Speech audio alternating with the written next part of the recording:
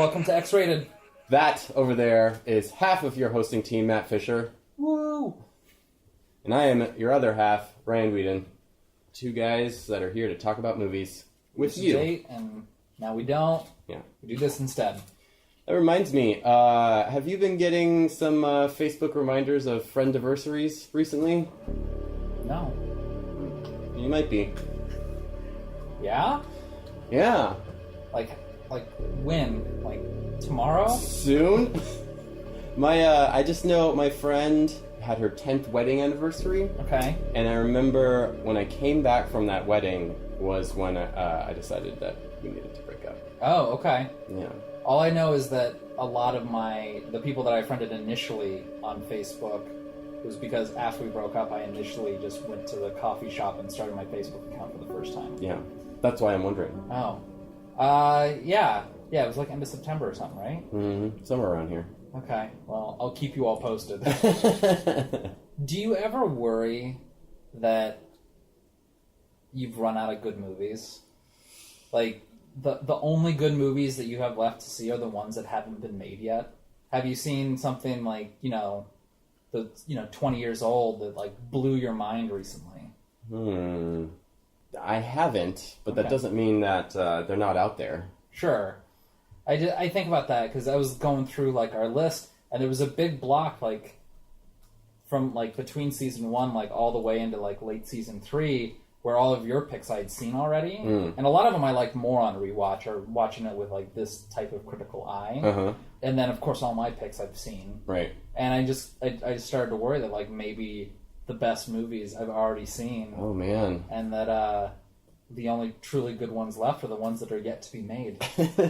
Because, I mean, I'm a firm believer that there's a crop of directors out there that are as good as any, dead directors. Like, that we have people making movies who are just as talented as, the greats. Yeah. In my point of view. Like Currently?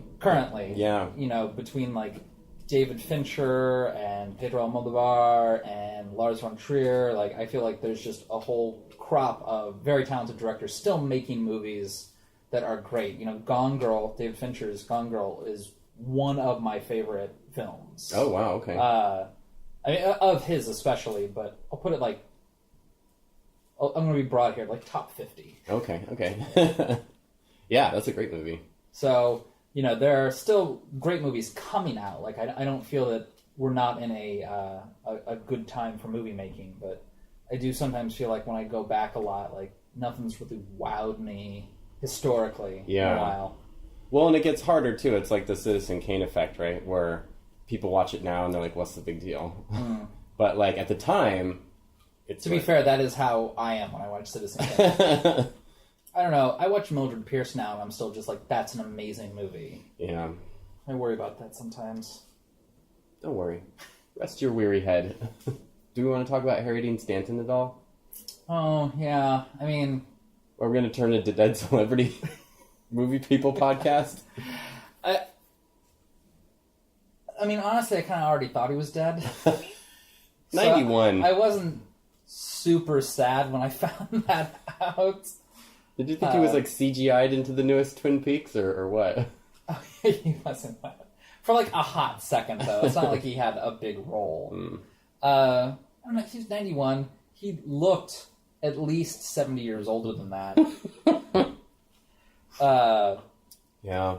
But it's natural causes, like, yeah. That's not so sad. But he's got, like, the Willie Nelson effect, where it's like he must have gone from young to old in just the blink of an eye. And just stayed super old. Yeah. But, I love Paris, Texas. He's good in Repo Man. Or Man. Man. And, yeah, he was always fun in whatever he cropped up in. Yeah. He's probably the best part of Pretty in Pink. Yeah, definitely. So... He could have been a great face for a Guy Madden film. Oh, yeah, totally. Yeah, craggy and just... Would have worked. Yeah, no, that would have been an easy one, I feel. Yeah. Anyway. I'm not saying anything. Last time I tried to say, like, a last thing for Dead Celebrity, it went horribly awry, so... Bye, Harry. I don't know. I watched a good movie last night. Oh, yeah? What'd you watch? I finally got around to watching Get Out. Oh, yeah. Yeah. Did you see it? I did. I liked it a lot. I liked it a lot, too. It doesn't need praise from us. Everyone loves it. Yeah. But, like, it was cool to see that he's really making this film with the director's eye. I had a similar thought. I was worried going into it that he was going to have, like, something to prove directing-wise, and that he'd, like, over-direct the hell out of it. Yeah. He really didn't, though. Yeah. Like, George Clooney, if you ever watch a movie that he directed, Yeah. like, oh my god, he over-directs it to death. Yeah. And this was not that. Like, the movie was the star of this movie, not his directing. Yeah, it was great. It was nice, and you can see the directors from the past that he's referencing too. Like I saw some Kubrick in there. I saw a little bit of Jonathan Glazer, a little bit. Okay. And like even some Cronenberg. I thought I saw like a little Mario Bava in there because there's like the dude in the suit like near the beginning, which reminded me of Danger Diabolic. Yeah. So it was cool. You know, he's pulling on the past too, and making something totally new, but also like presenting a different viewpoint and a new viewpoint. I liked it. It was great. Yeah, I'm really in horror mode right now, so that would just like fit right in. Me too, which is why I watched the first 2 Leprechaun movies over the weekend. Oh man! Fuck you, Lucky Charms. I saw the first Leprechaun at a sleepover. It was like my 12th birthday, I think, and I had like a bunch of my friends over, and my mom took us to Blockbuster and we rented a bunch of horror movies. Oh, fun. And, you know, I turned 12 in 96, 97. Okay. So very much in the height of the Friends popularity. Right. And Jennifer Aniston's in this movie. That's right. Yeah, yeah. So it was all like, we were all psyched to see like her first movie before she had made it big. But the movie itself, watching it with adult eyes, not great. Oh. It kind of inhabits a strange place where they sort of infantilize the leprechaun. Like, all his kills are like him on a pogo stick, or like him roller skating after someone. That's like, right. Him on a skateboard, like dodging everything. And it's like, just because he's small doesn't mean that he's a child. Yeah. And like, I know he's supposed to be mischievous, but like... Yeah, takes a lot of the terror out of it. Yeah, but it was far too gory for children. Like, this couldn't be like The Gate style, like, horror movie for kids. The kills were actually like pretty gory and violent. Oh, okay. I do think that it's weird because he takes a 4-leaf clover and like wraps it in gum, and like that's what he slingshots into the leprechaun's mouth. For some reason, leprechauns, like, their Achilles heel is a 4-leaf clover. Yeah. Which I thought was strange. Like, I'm not totally up on my leprechaun mythology, but... Yeah, what should be the right thing? Like a horseshoe? Maybe. Like what's another Lucky Charm? Or no, Rainbow? They go to a gay pride parade and it kills him. But it kills him because he's Irish, not because he's a leprechaun. Yeah, we need like an Italian stereotype to come in and shoot up meatballs and spaghetti wrapped around it.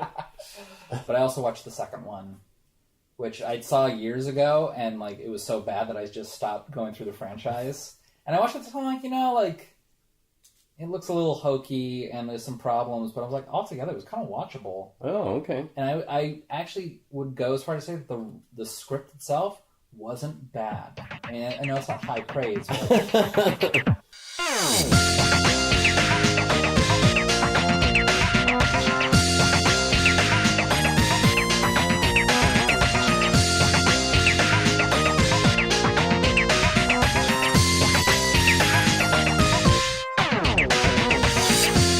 Speaking of horror movies, we're continuing our Schlocktober here on Hex Rated Boo vies with today's pick, which is The Descent. So I don't know if you know this, but you did pick one of like my all-time favorite horror movies.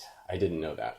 It is maybe my favorite horror movie. This is only your second viewing, though, correct? Yeah, because the first time I was so scared that I'm like, well, don't ever need to see that again.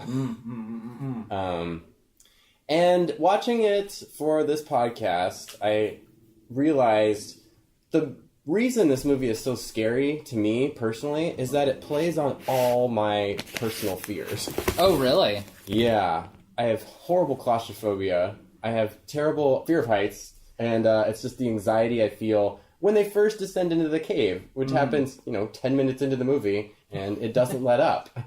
Yeah. One of my compliments for this movie has always been that it's it's not one type of scary, it's many different types of scary. Yeah. That scene where they're crawling through that tight little trail, It's a path of some sort, or they seem to think it is. It's really nerve-wracking because the sound effect, it makes it sound like not like a helmet scraping, but it's like the sound inside the helmet as it's scraping. And their breathing, it sounds so close to the mic. It just and like everything about they it. show like when they start panting, like dust gets up, so it's like you feel like your mouth is getting sort of cottony and dry, like. And so, like, when What's-Her-Face starts panicking and, like, you know, she's breathing rapidly in and out, and you see the dust, it's like, that's just going to make it worse. Like, you're breathing hard and, like, you're getting dust in. Like, oh, God. And then I think of her friend coming back to save her, and she comes in the other way, and so she has to back out. Yeah. Like, the idea of backing out of a small space like that. Yeah. Oh, it's just, I'm tense thinking about it. And then the way that it's shot, too, is you don't necessarily see the whole frame or, like, the whole cave the whole time. Yeah. A lot of times, like, they did a great job with color correction. The blacks in here look black. Yeah. Like, you don't see the bars on the top of your screen because it's black, and they'll shoot it where there's just, like, them, like, up sort of in the corner area. Yeah. And you can see the light, and you can see their two faces. And then the rest of the frame is just pitch black. It's real oppressive. So it really gives this idea that there's just this tiny little spot that they're, like, working through. You're visibly uncomfortable just talking about this. And, well, then because, like, right after that, there's a cave-in, which is, part of my claustrophobia. And so to go from that tiny space and then to have it be the worst thing that could happen from being stuck in there. It's just like, ah. So let's back up. Okay. Premise of the film, we have a bunch of spelunkers, all lady spelunkers. Or adventure seekers. Yeah. And after, I'm going to say a big tragedy. I was going to say mild, but no. No, it's pretty awful. She loses her husband and child. And it's like, it's very visceral, and it happens out of nowhere. Are you okay? You seem a bit distant. I'm fine.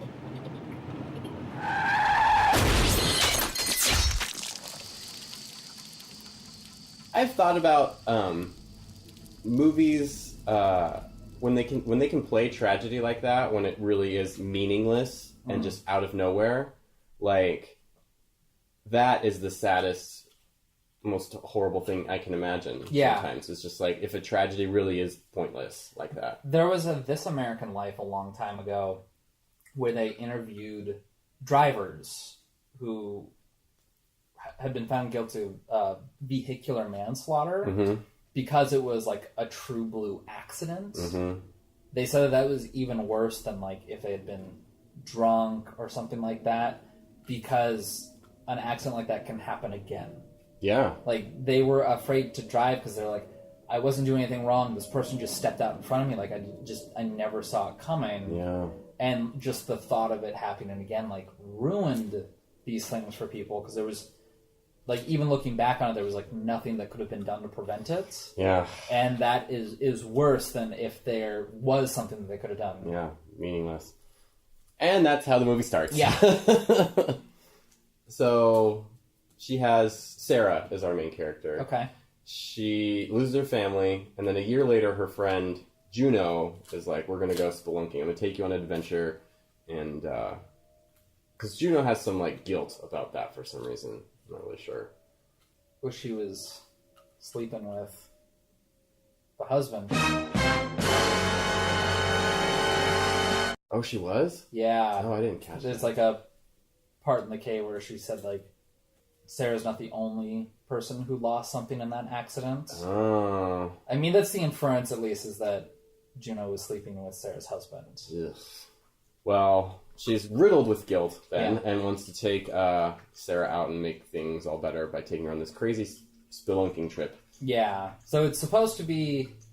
It's relayed to the other adventurers that it's a cave that everyone knows. Right. Some people are complaining that it's too touristy, that, you know...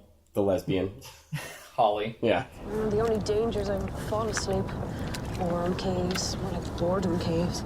But in actuality, Juno has found some uncharted cavern, and that they're going to be the first ones to go through it, and that it's going to be named after them, and that they're going to, really have an adventure. Which is so shitty.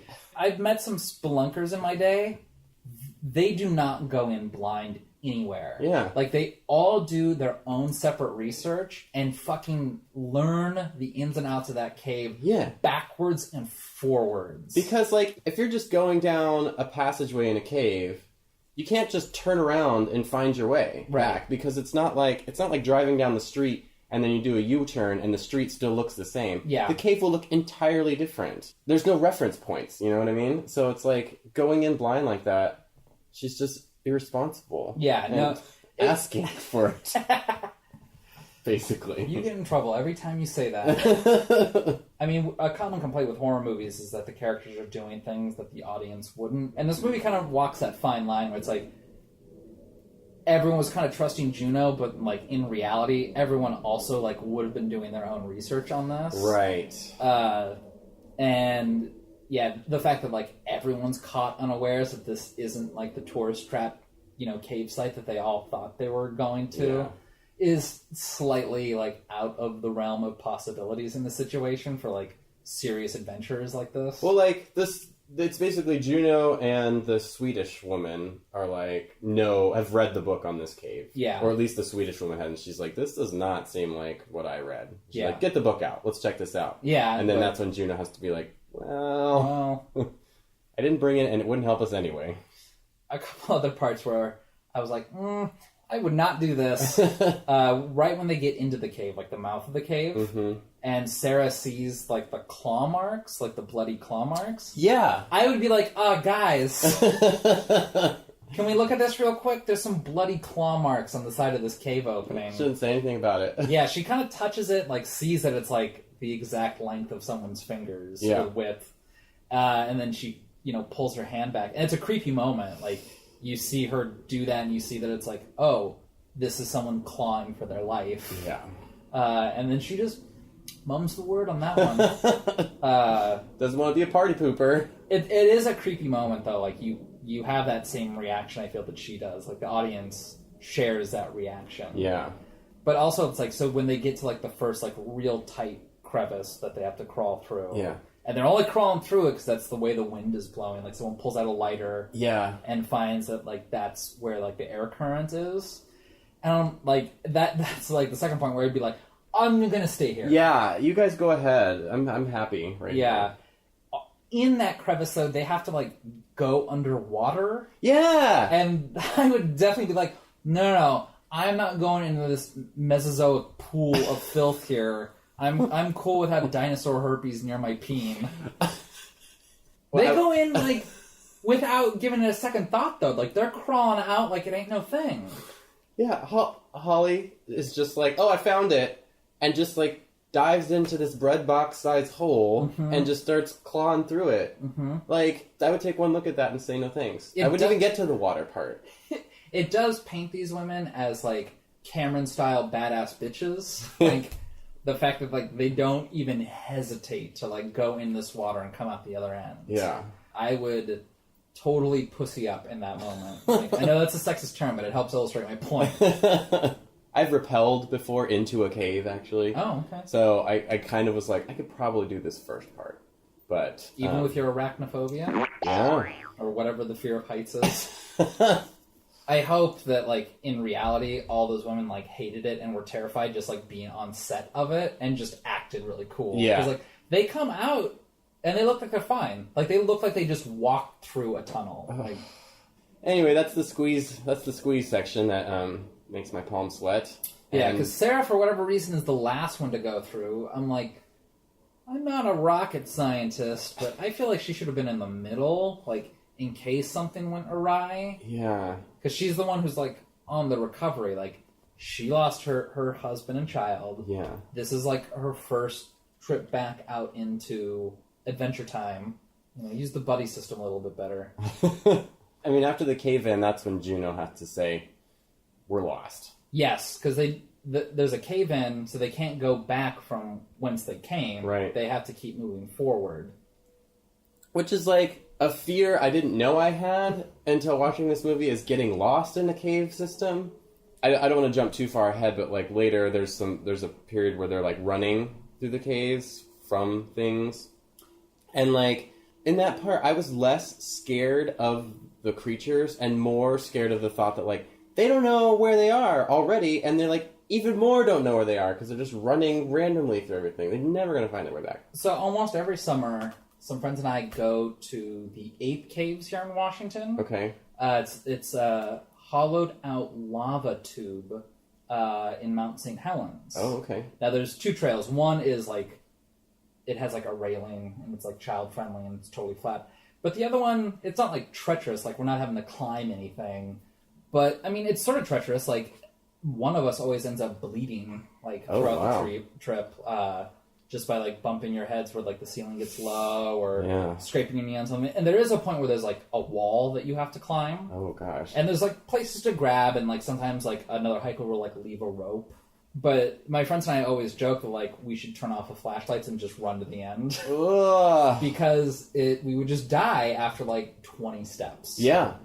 That's the thing. It's like when you're in a cave, it's not like being in a regular space where, you know, walls and things are at 90 degrees. They're at various weird angles. It's so easy to hit your head. Yeah. And lose your footing. The first time that I did the ape caves thing, my friends kept telling me, like, it's really cold down there. And they're like, it's so dark. Like, it's so dark you won't believe it. Like, you need, like, a main source of lighting and a backup source of lighting. And so, like, I go down, like, a T-shirt, and I got, like, some puny flashlight. And I get down there, I'm like, it's so cold down here and dark. So, yeah, I always think of the descent when I'm, like, going through the ape caves. Because, like, yeah, if I had to run more... There's, like, some flat parts in the cave, but there's also a lot of huge mountains of fallen rocks that I have to climb over. Yeah. And they're not always stable. Yeah. Like, you have to be careful where you put your feet down. And the idea of running through that is essentially a death wish. Yeah. It's so treacherous. Yeah. Besides the dangers of spelunking, they also have to cross a huge crevasse. Yeah. Which I don't know if that's the right word for it. Cavern or cliff? Precipice? Precipice? That, like, they're under physical stamina that it would take to, like, get I don't even know what those locks were called. Yeah.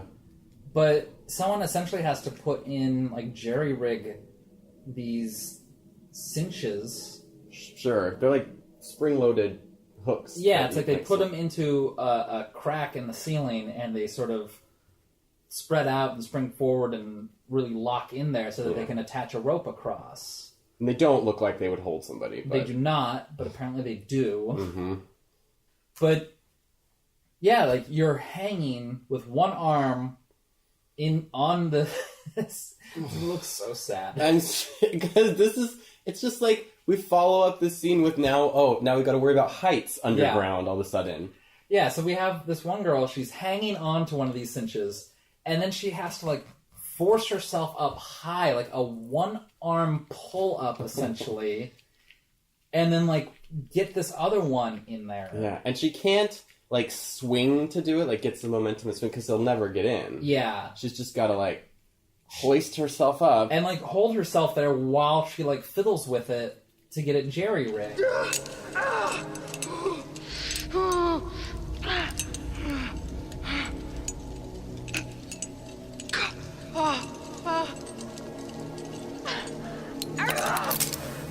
Got it.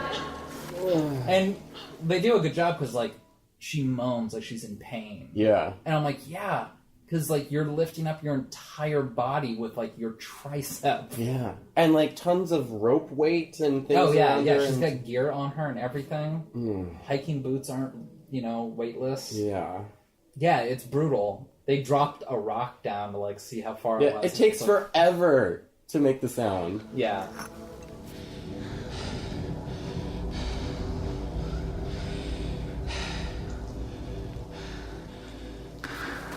Anyway, they make it across, thankfully. Yeah. But then, like, Juno decides, like, we need to keep all the gear as possible. So then she takes out like the cinches as she comes across last. Yeah.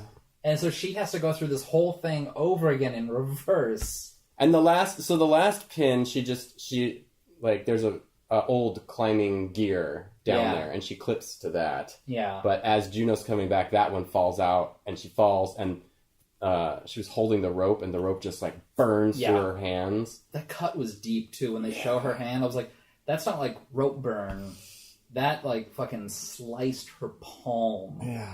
Looks bad. Yeah, really bad. It does not look good.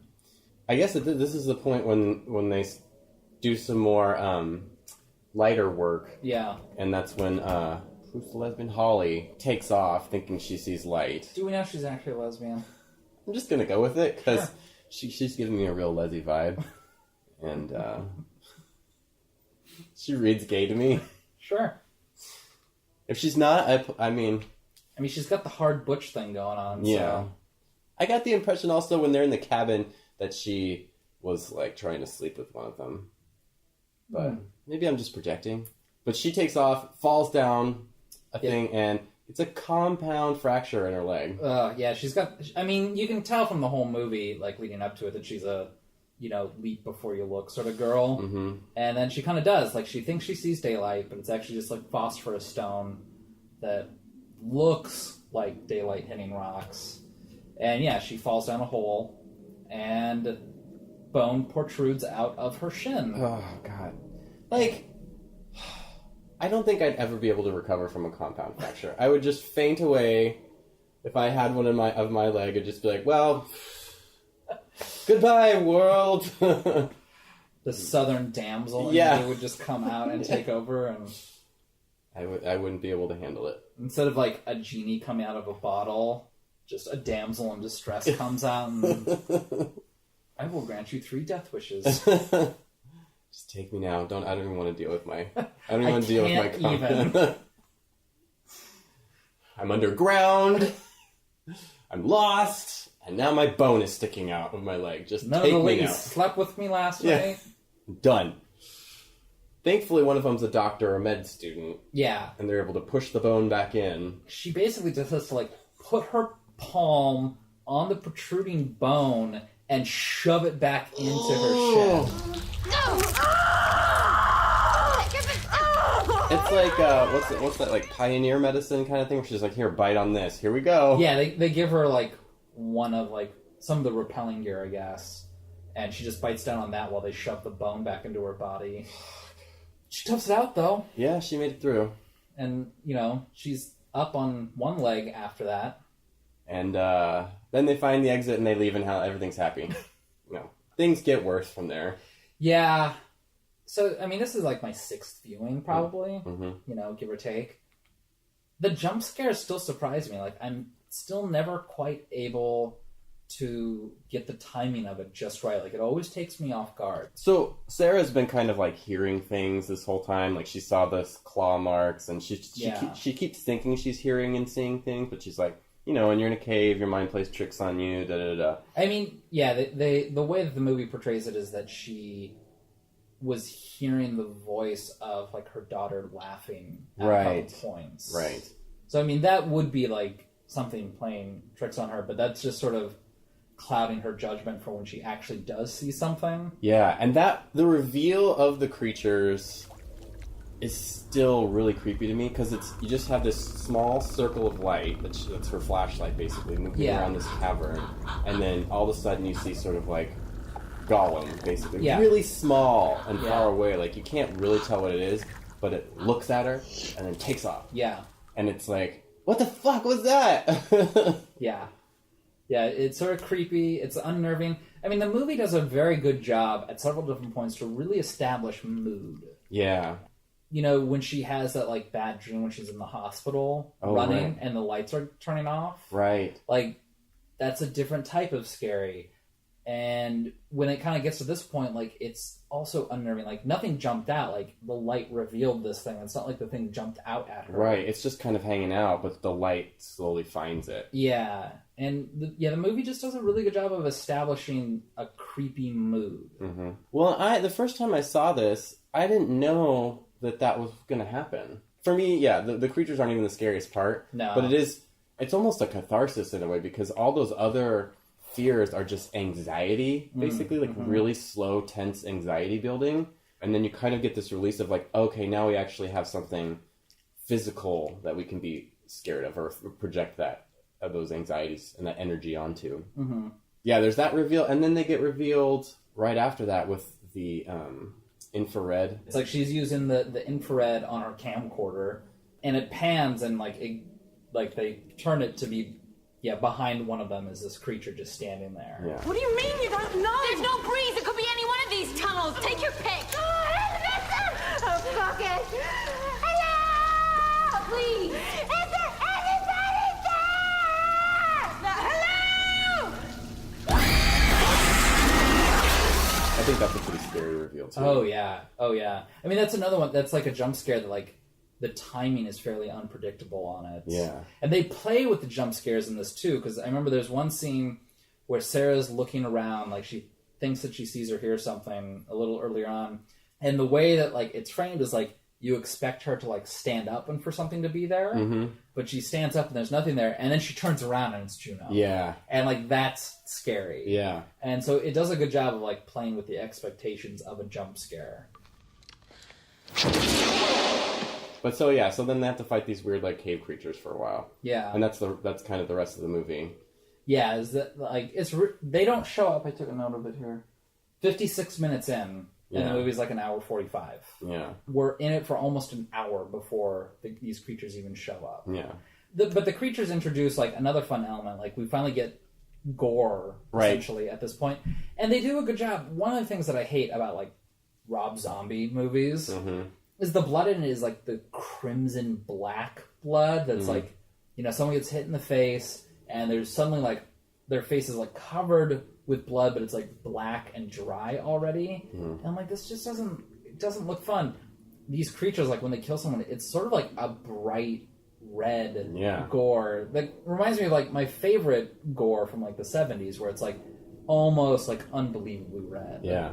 The color palette in this movie is once they go into the cave, it's very limited. Because they light things with, like, red flares. Yeah, and then, green glow sticks. Right. Oh, there's a little bit of green. But then, like, it's just the brown cave. Yeah. And they're, like, unremarkable colored clothing. Yeah. Like, it's a very muted color palette plus red and green at points. Yeah. But it just serves to, like, add to sort of the bleakness of their situation. Sure. You know? It just adds to the dread. But it does a good job of, like, when... You know, you finally see, like, daylight at one point at the end. Yeah. It feels like daylight. Yeah. It feels like you haven't seen light in so long. Yeah. Because, the daylight looks remarkably different from, like, their headlamps and stuff like that. Yeah.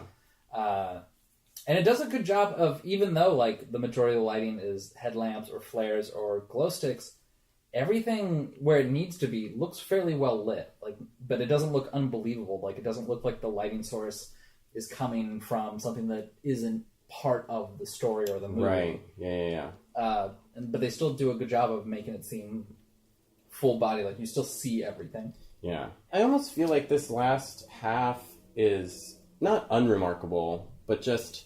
Well, I guess one thing I'd like to talk about is I like the scene when Juno finally, like, takes on one of these things with the ice pick. Okay. They get separated. Yeah. Because the monsters, like, they all kind of go scattering. And Juno takes on one of them, kills it. Yeah.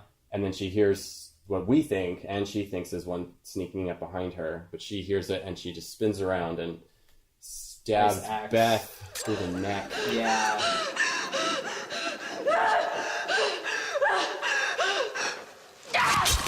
Ice axe through the neck is another one of my fears, that I will do it to somebody else. So, really? This movie is just really personalized. That is an interesting, very specific phobia. Yeah, I didn't even know I was afraid of it until I saw this movie.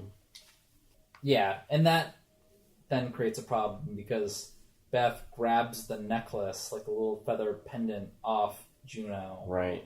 And, like, has it in her hand, and Juno just leaves her to die. Yeah, and it sucks because Beth is like, don't leave me, Yeah. too. And it's like, girl. Yeah, it's sort of like, I mean, it's a tough moment. It's like, there's really no saving her. Yeah. She's got an axe to the neck, but she's your friend. Yeah. And even though you did it, she's still calling out to you. Yeah. Ugh. And so, yeah, Juno leaves her. Yeah, it's rough. It is rough. So yeah, Juno's sort of off on her own. Swedish chick, and then the other one, whose names I can't remember, but they're sort of off on their own, and then Sarah's off on her own. Mm-hmm. Holly got eaten because she can't run. Yeah. No, they had to give her up. Yeah. Bye, Holly.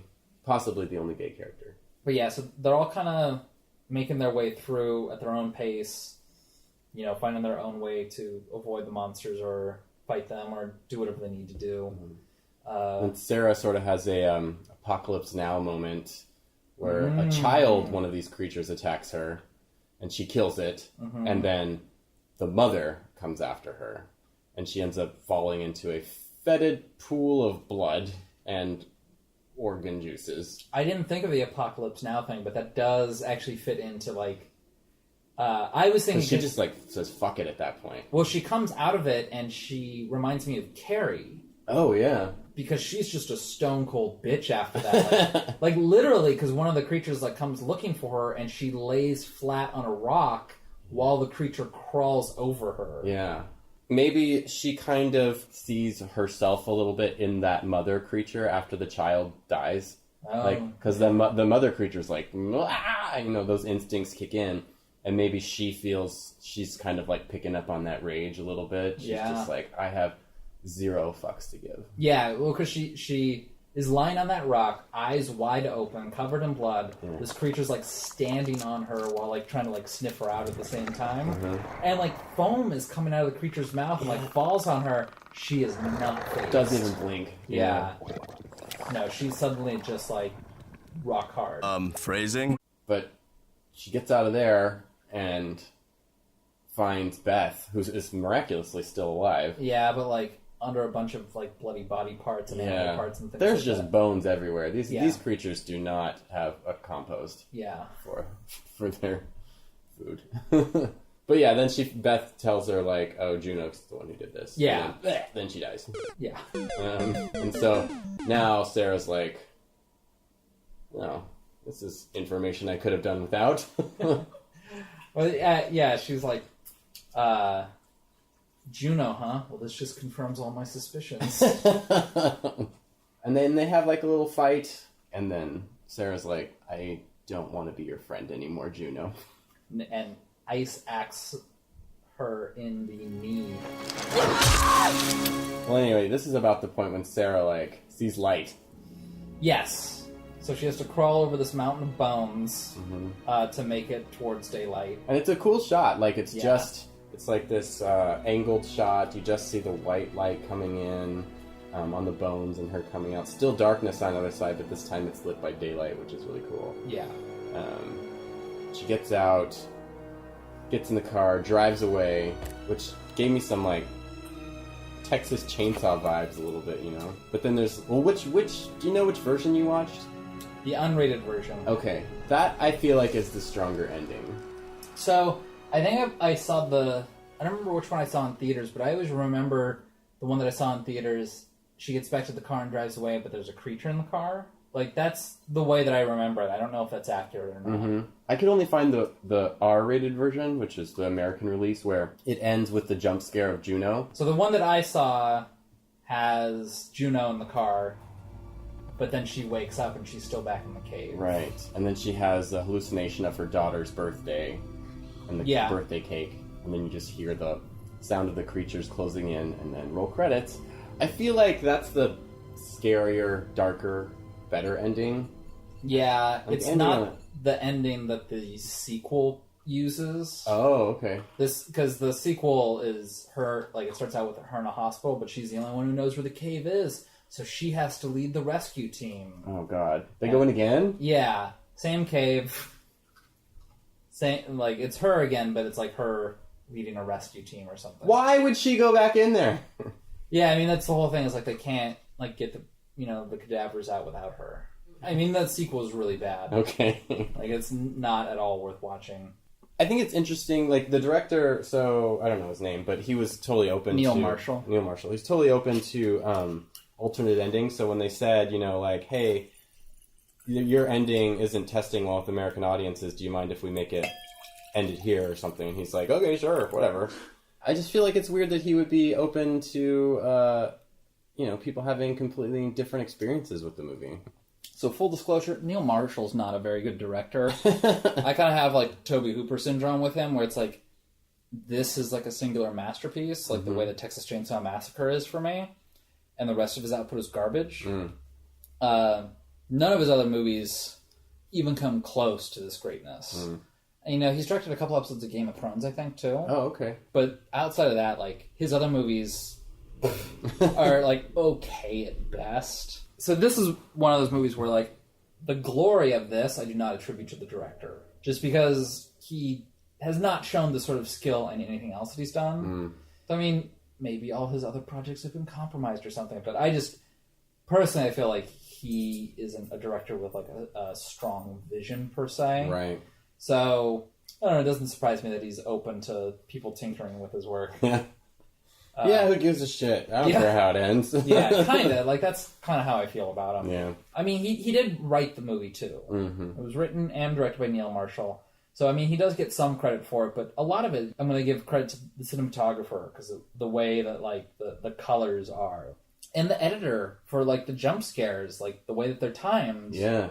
They don't feel predictable. Like, I don't see them coming, even on multiple rewatches. I don't know exactly where they come in. Right. Which, yeah, so even watching it this time around, like, I still get scared by them, even knowing that they're coming. So I'm giving the praise to the editor and the cinematographer in this one. Yeah. I was trying to think about the symbolism of an all-woman group going into a cave. You know, it's like, what Was was... this an allegory for their first periods or something? Maybe, or it's like, you know, women tend to, like, the horror is often an exploration of interior spaces, like going inwards. Whereas, like, you know, men, a male version of this would probably be like, I don't know. Them climbing Everest. Climbing a mountain, yeah, that's what I was thinking. So, good on you for doing that. Like, I like that. You know, this movie's really wet a lot, you know, so it's sort of like what they were saying with Bound. Yeah, they were trying to, like, make it a really wet movie. So, I feel like they're kind of doing that with this, too. Yeah, I can see that.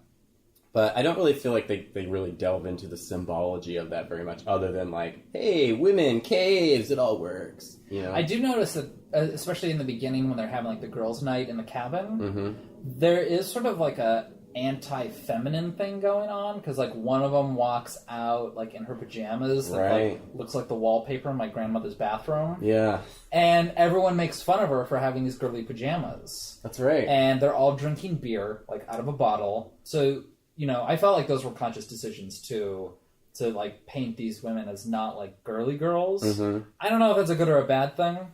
You know, you could view it as like, yeah, these girls can like whip out their dick with any man. Yeah. Or it can be like that it's anti-feminine. So I don't know how you want to look at it, but it was just a couple things that I noted early on, like the dynamic between the women themselves.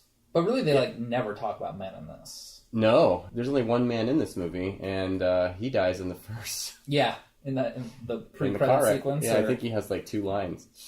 So that's nice too. That's refreshing. That's different. Yeah, I can see why someone might not find this movie terrifying. Like if you're not claustrophobic, that scene of crawling through that part might not be as scary to you. I feel like this movie's got something for everybody. Like whatever scares you, there's a little bit of it somewhere in this movie. When I think of different types of scary, like you got one end of the spectrum, which is like Suspiria and Shining for like mood and eeriness. And then you got the other end of the spectrum, which is, I don't know, Texas Chainsaw Massacre or something, where it's like all just like unrelenting onslaught of terror. Yeah. You know, this movie has all those elements in it. And I think a lot of people, you know, have put this on their like best horror movie of the last 20 years or so, which is... It is funny, though. I feel like if you were a movie fan in 2005, like, then you have at least heard of it, if not have seen it. But I feel like if you didn't watch a lot of movies in 2005, then it kind of went by you. Like, I'll still talk to, like, movie fans who are younger, who didn't really get into seeing movies until more recently, you know, within the last 12 years. who kind of missed it. Oh, okay. So I feel like, yeah, if you were a movie fan in 2005, then you know about and saw it. Mm-hmm.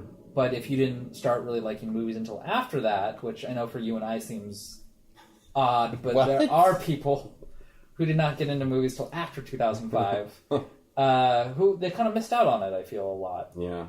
And it's, it's definitely worth watching, even if you're not a big horror fan, because I think it's a really good example of the genre. Mm-hmm. This is a woman who's, like, the descent is like this idea of her going into her mind to face these fears, or, the descent into madness is another way you could kind of argue with it. Yeah, because there is sort of the theme that it's about her overcoming her own fears and trepidations, Right. rather than her, like, overcoming these monsters. Sort of like Jaws is like that, too. Right. Roy Scheider is, afraid of, like, the water in that movie, and he, like, overcomes it at the end. So it's him, facing himself, not the monster necessarily. Right. This kind of has that element to it, too, which is kind of why I hate the cave-in part of that. Like, I feel like it kind of goes against the grain of, like, her overcoming, like, her own setbacks. Oh, okay.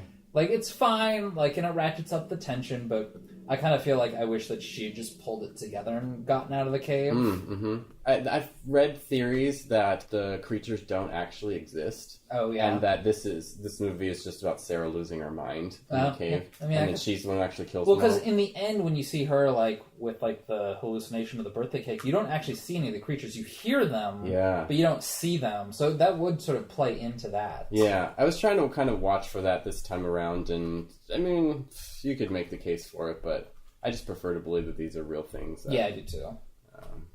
But she does definitely hallucinate at the end and never gets out. I prefer to think of it that way. Yeah. Anyway, good scare. Oh, yeah. I mean, I love it. Even, like, my mild critiques of it, like, do not overshadow how great a movie this is. Yeah, and I don't know if we've had a real great, like, horror movie, like, definitely in that genre since this, really. Not one that I think I can pin as I'll have to really great. re-listen to our episode on Twix, but you might be right. Yeah.